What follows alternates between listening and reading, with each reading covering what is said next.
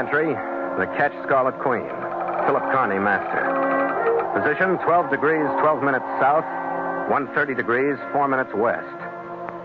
Wind fresh, sky fair. Remarks, cleared Darwin, Australia after altercation in Bannock Hotel. Reason for incident, the Fang Rubies and the Black Siamese.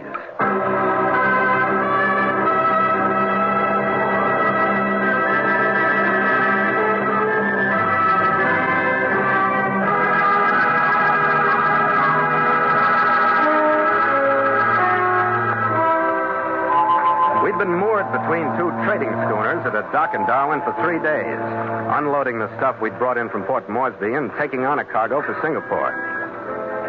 My chief mate Gallagher and my crew were in town, spending a few well-earned hours of shore leave. I was alone on the forward deck. I'd been watching the busy lighters wallowing between the shore and the merchantmen that were anchored in the stream. Then I started toward the cabin. I got to the shoreward rail in time to see a man hurrying along the dock.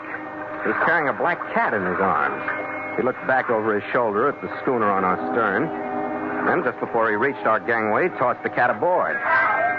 It landed lightly on its feet about 2 yards from me. As bad as the act was, the guy carried it through. Seaver! Here, Seaver! Come here! Oh, my Siamese seems to have jumped aboard your ship. May I come aboard after him? I saw how he came aboard. I'll toss him back to you. I'm sorry, but I have to come aboard after him. He started across the gangway. The second shot caught him and slammed him into the guardrail. He careened off of it and hit the deck in front of me. By instinct, I headed for cover and waited for more shots. I didn't think. After a few seconds, I moved over to him. Can you hide me? Sure, I'll hide you. And don't let my sister know. Until I feel better. Yeah, all right. Until I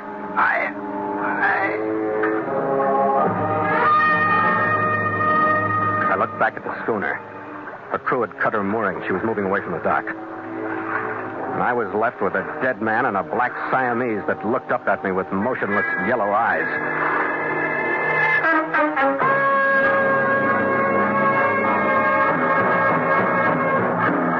And so Mutual continues The Voyage of the Scarlet Queen, written by Gil Dowd and Bob Tolman, and starring Elliott Lewis.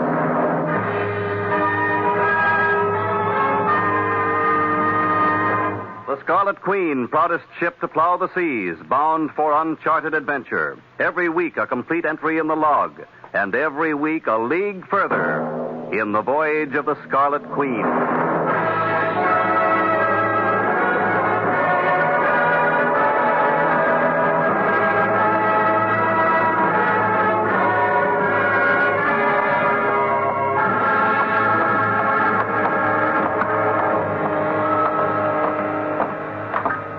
Inspector Tompkins, Criminal Investigation Department. Captain Carney? Oh, yeah. We're much obliged to you for notifying us of this incident. That's all right. We were obliged that you didn't give him the heave-ho into the water, which is becoming a habit in this part of the city. Well.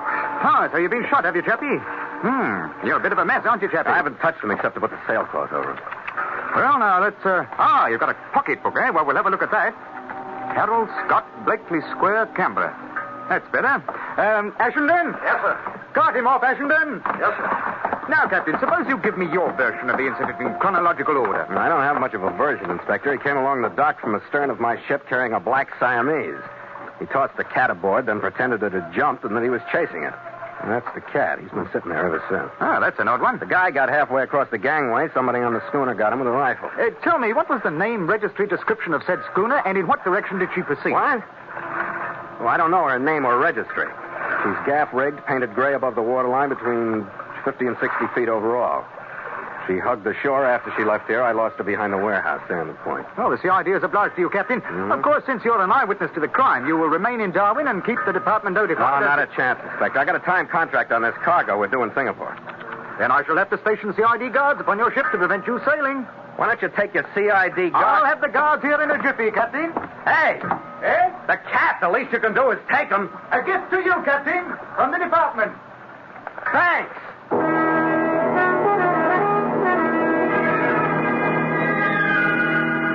I went into the cabin, put a bottle and glass on my desk, and between a couple of drinks, entered the incident in the log. When I stood up and turned around, The cat was just inside the passageway. He followed me in, and he sat there looking at my face. What the devil do you want? Can't you do anything but sit there and stare? Ooh, you're a lot of company, you are.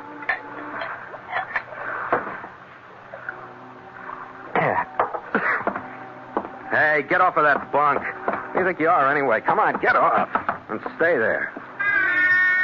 He tossed me a quick look after I'd pushed him to the deck, twisted around, and with his tongue washed the place where I'd touched him. Then he jumped back on the bunk.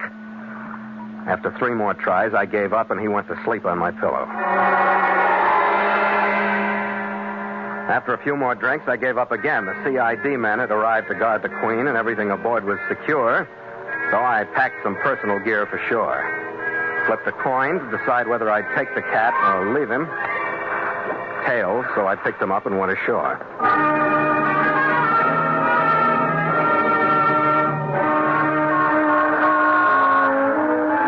I finally found a safe-looking pet shop that would board the cat. And with Siva in tender hands, I rode a bus to the middle of town. I located a room at the Queensland House, checked in, and after reporting my address to the CID, had dinner and went to my room. I stretched out on the first double bed I'd seen in months. I must have dozed off, because it took me a while to realize that the sound I heard was a knock on my door. Yeah. Who is it? Yeah, all right, wait a minute. Yeah, what? Hello. Are you Philip Carney? That's right. I've been to the police. They told me where you were. I'm Paula Scott. Harold Scott was my brother. Oh. Well, you want to come in? Yes, thank you. I'm sorry about your brother. Thank you. You were with him, weren't you? Well, for a few minutes. Well, I don't think it was bad. The way he went, I mean, things like that just sound as though they're awful rough. You're telling the truth, aren't you? Yes, I am. If it helps any, and I don't suppose it does, he didn't even know he was going. He just stopped talking. What was he talking about? About getting well.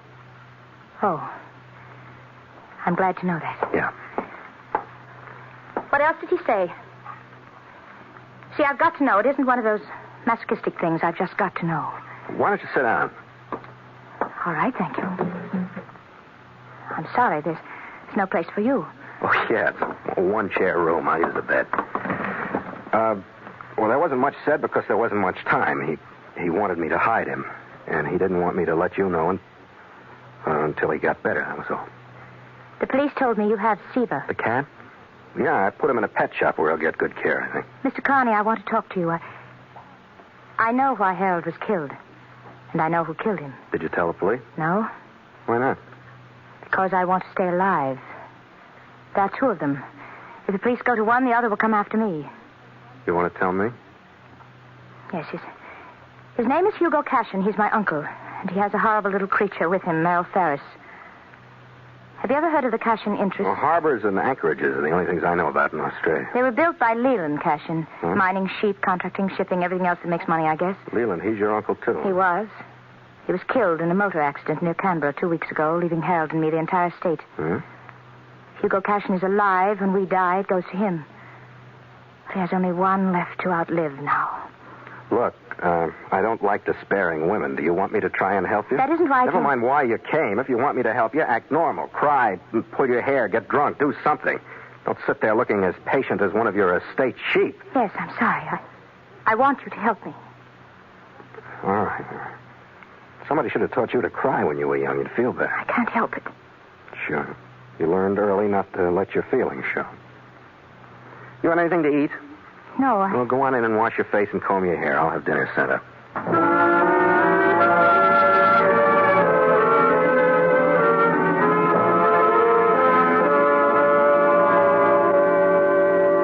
I figured it would take a lifetime to make her unbend and get rid of some of that reserve and some of that self-control that was tying her up in knots inside. Well, a few drinks before she ate and a few more afterward made a good start. Captain Carney, how did you know so much about me so soon after you met me? Well, you're a pretty obvious little girl. Oh, dear, I am not. How did you? You're quite right, you know. Well, You carry a very active kind of magic around with you. You're afraid of it and the reaction it has on guys like me, so you've developed a fine, icy attitude to hide that rare emotion. Oh, you make me sound, well... Conceited? I'm not really. I wonder what it is. I'm certainly not beautiful.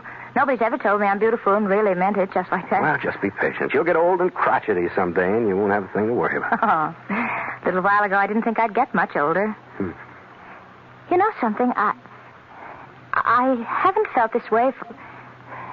Seems like forever. I mean, of course, about not being afraid of Hugo and Mel. Yeah. I suppose it's because I don't feel quite so alone now. Well, that's good. Tell me, do Hugo and Merle keep you shadowed? Would they check the hotel register? I'm sure they would. Well, then they know you're here. But how? Because I took a room for you in your name when I ordered dinner. It's down the other end of the hall. Oh, Captain, now, I wait can't a minute, stay. wait a minute. I'm going to stay in that room. You're going to stay here. I changed the registration of this room, too. It's under the name of a very dear friend of mine on the police force, Inspector Tompkins. Oh, but they'll come to that room. I know they will. Well, that seems to be the best way to contact But I really... Here's the key to this room. Leave the key in after you've locked the door. Jam one of your hairpins in with it. Yes. Yes, all right, Captain. Swell. You going to go now? Well, yeah, it's getting late. I see. I don't think I want you to go. Well, I've got to. You'll be all right. Wait. What for? I just want... Now, look. If I don't have some news for you tonight, I'll see you in the morning. Keep your door locked. Yes, all right. Good night. Good night, Captain.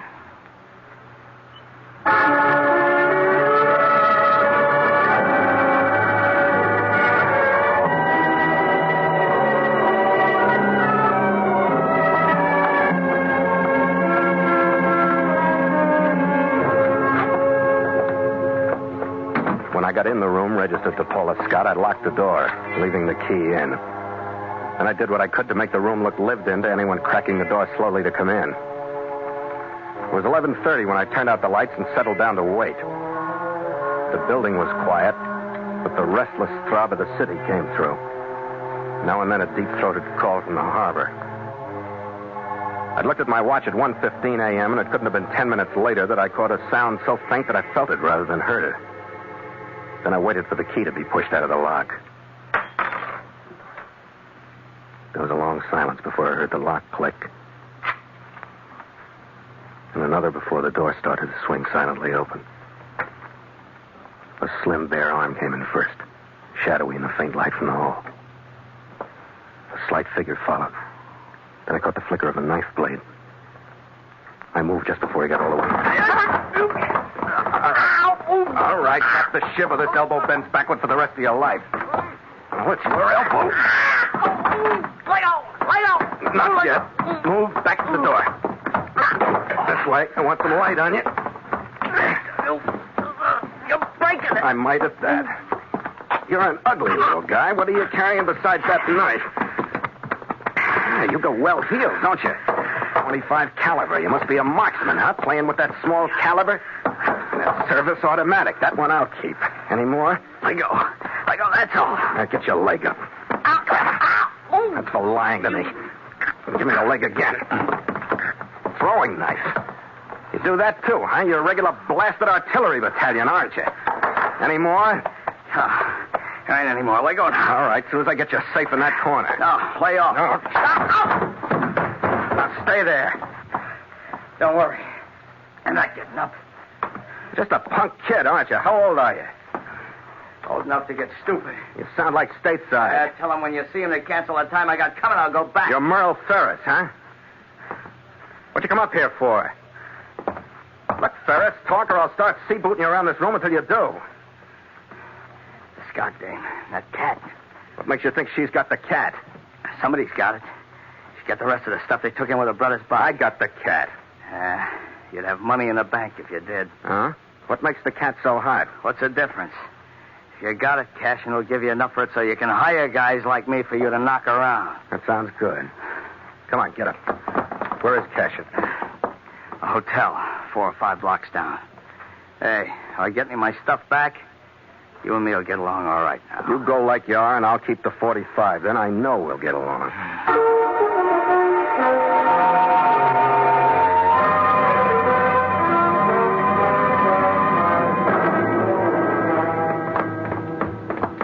Will Cashin's door be locked? If you ain't standing in it, it will be. Then I'll do the knocking. What's the matter? You jumpy? Just careful. You think we got knocking signals like schoolboys? You read too much. Yeah, this is it. All right, over this way. Who is it? That's room. You're alone. It's me, Mr. Cashin. All right, get over here in front of me. Move in first. Here, move. What's this, eh? If you don't like it, run your own errands from now on. Both of you stay in the middle of the room. Perhaps if I understood, young man. He got the cat. Scott gave it to him. So, Paula didn't get it. Well, young man, you and I must reach an agreement at once. I will pay you fabulously for the black Siamese. I'll have to know why you want him before I sell. Certainly. With that cat in my possession, young man, I will prove that Paula Scott is guilty of murdering my brother, Leland Cushion. Are you nuts? That cat's a valuable bit of evidence. With him and with him only, we can prove that Leland was killed, not in a motor accident, as is believed, but cold-bloodedly in his home by that girl and the deceased brother, see? And the cat will clear everything up, huh? The cat, together with a certain document which Leland was carrying at the time he was killed, see? Where is the certain document? Well, Paula has it hidden. But for the cat in our possession, we'll rout it out, and her with it. Yeah, okay. I'll make a deal with you. I'll be back here with the cat in an hour and a half.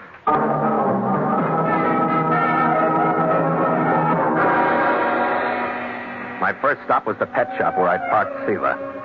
I banged on the door until I aroused the sleepy owner, apologized the same, and retrieved the black Siamese. Then I headed for the Queensland house.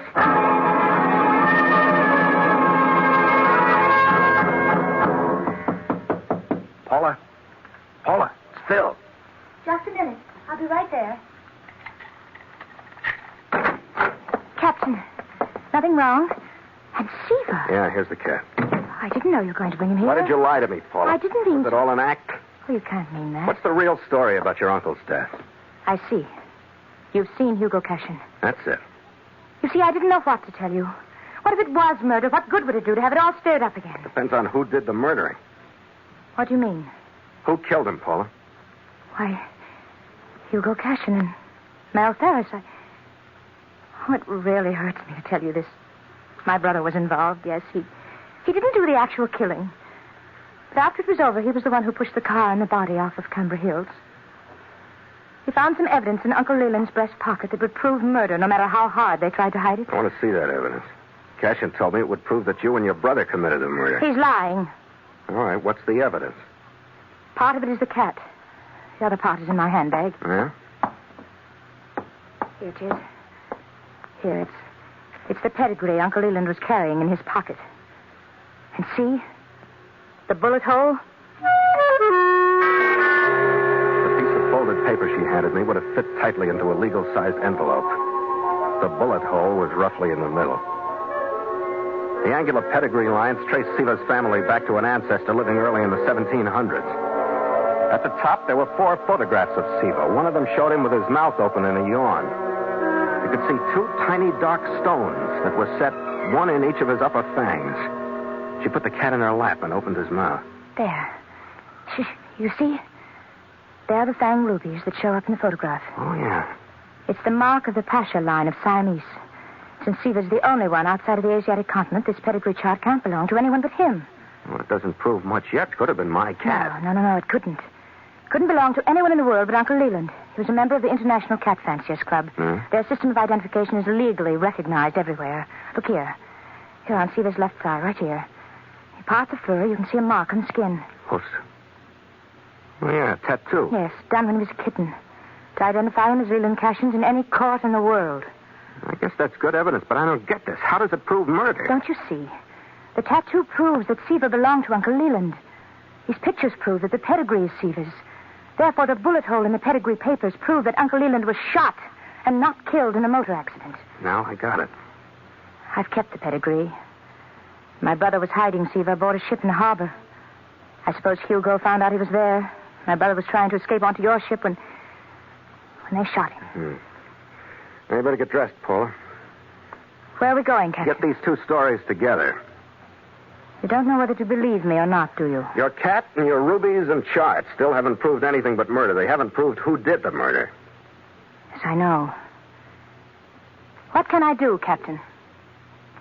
You can call the police. Call them and tell them to meet us in room 12, Bonnock Hotel, in 45 minutes. I'll go find a car we can hire and meet you downstairs.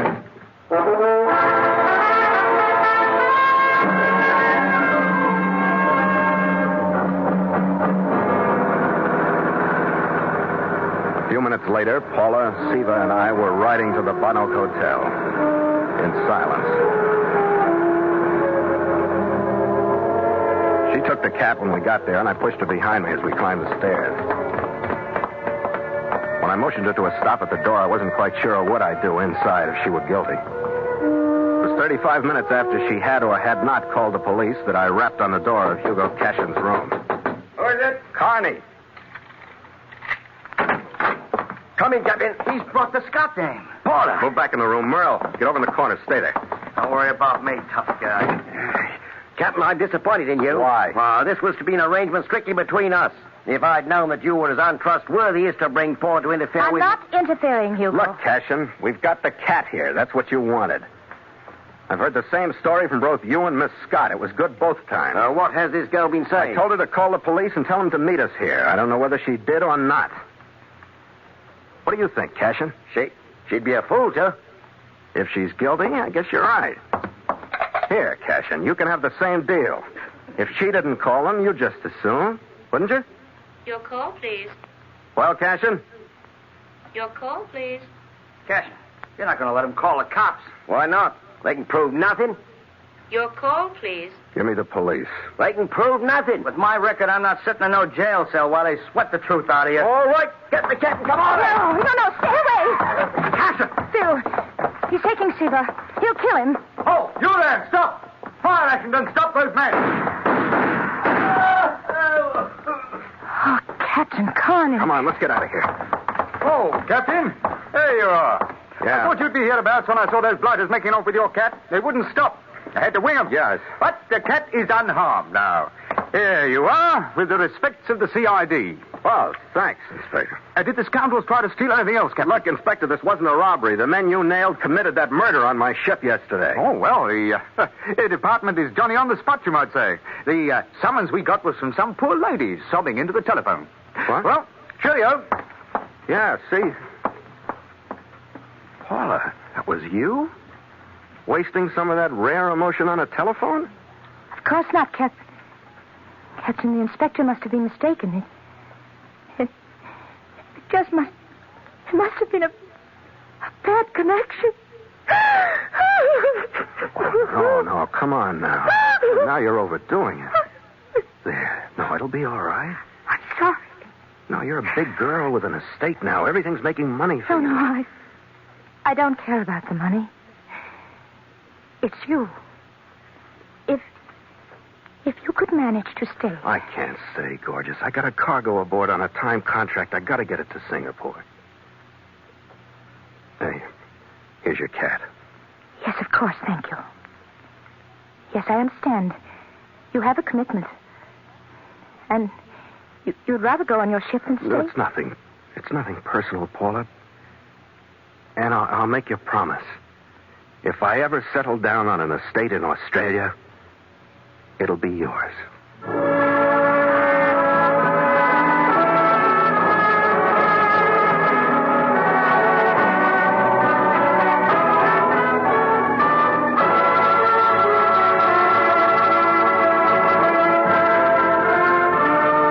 2 hours later, using the first faint light and the first fresh breeze of dawn, we stood out into the harbor.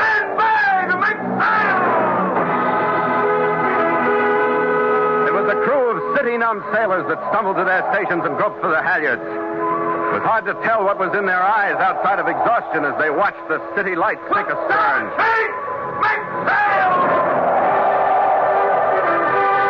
The mainsail shook itself and tightened as it was hauled aloft. The jib went out. Then the mizzen. And the Scarlet Queen coasted into the morning with the foam at her starboard rail shining whitely in the first reflection of the sun from the sky. Reporting to to the bridge, sir. Is everything to your liking? Aloft and below? What's gotten into you, Red? You spend your time reading sea stories or something in Darwin? No, just feeling fit and hearty, Skipper. Glad to be aboard. I ran head-on into a situation. A woman, Red? Yeah.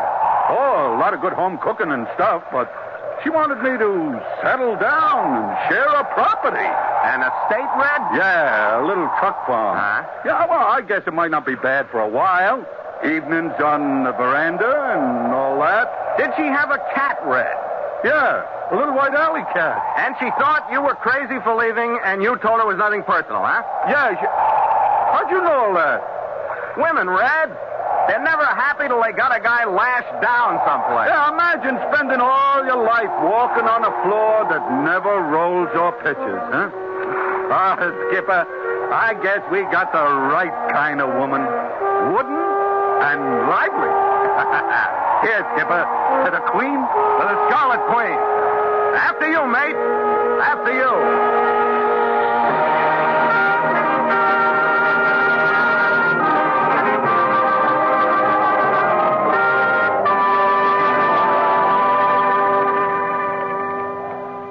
Log entry. The Ketch Scarlet Queen. 5:30 p.m. Wind fresh. Sky fair. Sea calm with long cross swell. Ship secure for night. Signed, Philip Carney, Master.